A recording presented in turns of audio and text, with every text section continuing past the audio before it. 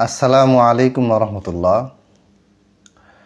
আমরা একটা প্রসিদ্ধ ঘটনা অনেক বক্তার মুখে শুনেছি, অনেক বইতেও পড়েছি যে ওমর রাদিয়াল্লাহু তাআলা আনহু বলেছেন যে আমার শাসনামলে ফোরাত নদীর তীরে একটি ছাগল বা একটি প্রাণীও যদি মারা যায় তাহলে আমি ভয় করি যে আল্লাহ তাআলা সেই প্রাণীর ব্যাপারেও আল্লাহ তাআলা আমাকে কি করবেন, জিজ্ঞাসা করবেন।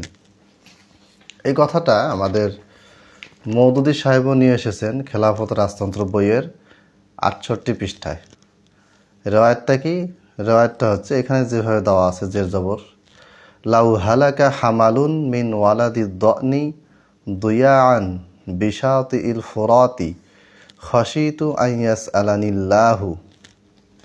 ফোরাত নদীর তীরে যদি একটি বকরির বাচ্চাও হারিয়ে যায় বা ধ্বংস হয় তবে আমার ভয় হয় আল্লাহ আমাকে সেজন্য জিজ্ঞাসাবাদ করবেন। কিছু কিছু রায়তে উটের কথা আছে, আর একটা রাতে কুত্তার কথাও শুনলাম, কুত্তার বাচ্চা না কুত্তা, তো ওটার কোনো সনদও পাই নাই। আচ্ছা, যাই হোক, মানে প্রাণী, একাধিক প্রাণীর কথা বিভিন্ন রায়তে আছে। মোট 5টা সনদ 4টা সনদ পাইছি। 4টা সনদের বর্ণনাগুলিতে শব্দের হেরফের কম বেশি আছে। সবগুলি সনদে যতগুলি রাবি আছে সবগুলাতে প্রবলেম আছে। এটা হাসান লিগাইরি হওয়ার উপযুক্ত নয়। যারা হাসান লিগাইরি একাধিক জয়ীফ রায়াতকে এক জায়গায় নিয়ে এসে হাসান লিগাইরি মানেন, তাদের উসুল মোতাবেকও এটা হাসান লিগাইরি হয় না। আর আমি যে উসুল মেনে চলি যে একাধিক জয়ীফ মিলে আসলে হাসান হয় না, জয়ীফি হয়, এই উসুল মোতাবেক তো এটা তো সহি না, একবারেই হাসান লিগাইরি হয় না, জয়ীফি থেকে যায়। যতগুলি রাবি আছে তার মধ্যে একজন রাবি হচ্ছেন ওসামা বিন জায়েদ আল-লাইসি, অত্যন্ত দুর্বল একজন রাবি। আরেকটা সমস্যা হচ্ছে ইনকিতা বাইনা হুমায়দ ও ওমর। ওমর রাদিয়াল্লাহু তাআলা আনহু থেকে হুমায়দ বর্ণনা করেছেন। এই হুমায়দ ওমর রাদিয়াল্লাহু তাআলা আনহু সাক্ষাৎ পাননি, তার সাথে দেখা হয়নি, বর্ণনাও হাদিসে বর্ণনা করেননি, মানে শ্রবণ করেননি। এরপর ইমাম জুহরি, ইবনে শিহাব আজ-জুহরি মুদাল্লিস রাবি, তিনি এখানে তাদলিস করেছেন। তারপরে আরেকজন রাবি হচ্ছেন ইয়াহিয়া বিন আবদুল্লাহ, ইনি দুর্বল রাবি। এরপরে দাউদ বিন আলী বর্ণনা করেছেন। দাউদ বিন আলী ওমর রাদিয়াল্লাহু তাআলা আনহুকে পাননি, তার কাছ থেকে হাদিস শ্রবণ করেননি। এরপরে আরেকজন রাবি হচ্ছে ওয়াকিদি, যিনি একজন মাতরুক কাজ্জাব রাবি। এরপরে হাসান বসরি রাহিমাহুল্লাহ তিনি বর্ণনা করেছেন, তিনি আবার ওমর রাদিয়াল্লাহু তাআলা আনহুর হাদিস পাননি, তার হাদিস তিনি পাননি, এবং অধিকাংশ মুহাদ্দিসের মতে তিনি ওমর রাদিয়াল্লাহু তাআলা আনহুর জামানাও পাননি। এরপরে সর্বশেষ যে রাবি আছে দুর্বল রাবি, মানে অত্যন্ত দুর্বল, কেউ কেউ কাজ্জাব বলছে, তিনি হচ্ছেন আব্দুর রহমান বিন জায়েদ বিন আসলাম।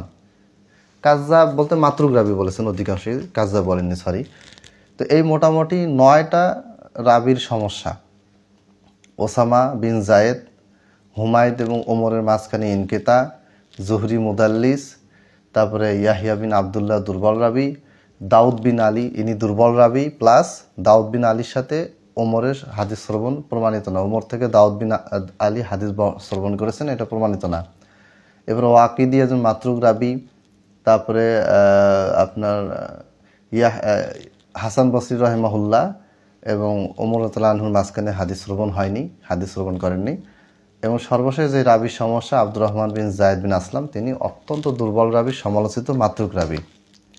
তাহলে এই যে প্রসিদ্ধ ঘটনাটা আমরা শুনে আসতেছি, এটা সহি নয়, প্রমাণিত নয়।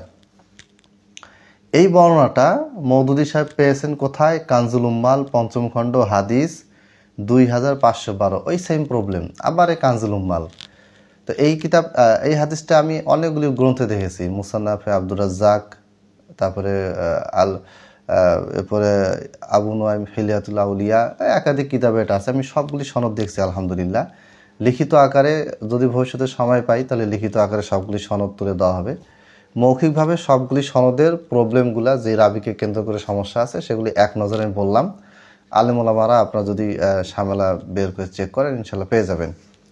তো এই রেওয়ায়তগুলির যে এই যে সমস্যা, এতগুলি প্রবলেম, যতগুলি রেওয়ায়ত আছে, বর্ণনা আছে, এই বিষয়ে যতগুলি সনদ আছে, সবগুলি বাতিল, সবগুলি অগ্রহণযোগ্য। এই জিনিসগুলি মওদুদী সাহেব কোনোভাবেই চেক করেননি। কথাটা ভালো মনে হচ্ছে, কিন্তু আমার কথা হচ্ছে ওমর রাদিয়াল্লাহু তাআলা আনহু যে কথা বলেন নাই, সেটা কেন আমি তার দিকে নিসবত করব, তার দিকে সম্বন্ধিত করব? তিনি অবশ্যই ন্যায়পরায়ণ শাসক ছিলেন। একটা পিঁপড়াও যেন অন্যায়ভাবে না মরে সেই ব্যাপারে তিনি সতর্ক ছিলেন। তো এটার জন্য ওনার সহি ঘটনাগুলি, হাসান সনদে, গ্রহণযোগ্য সনদে বর্ণিত ঘটনাগুলি আপনি পড়েন, সেগুলি বলেন। আপনি ওই যা পেয়েছেন যেখান থেকে যা মন চায় তুলে দিছেন। সামনে আরও অনেক ভয়ঙ্কর রেওয়ায়ত বর্ণনা আসবে ওসমানের বিরুদ্ধে, মুয়াবিয়ার বিরুদ্ধে, এজিদের বিরুদ্ধে, আরও বিভিন্ন সাহাবীর বিরুদ্ধে বেশ কিছু ভয়ঙ্কর বক্তব্য, ইমান চলে যায় এরকম কুফরি কথাবার্তাই বইতে আছে। সেগুলি আমরাও তাহকিক পেশ করবো ইনশাল্লাহ।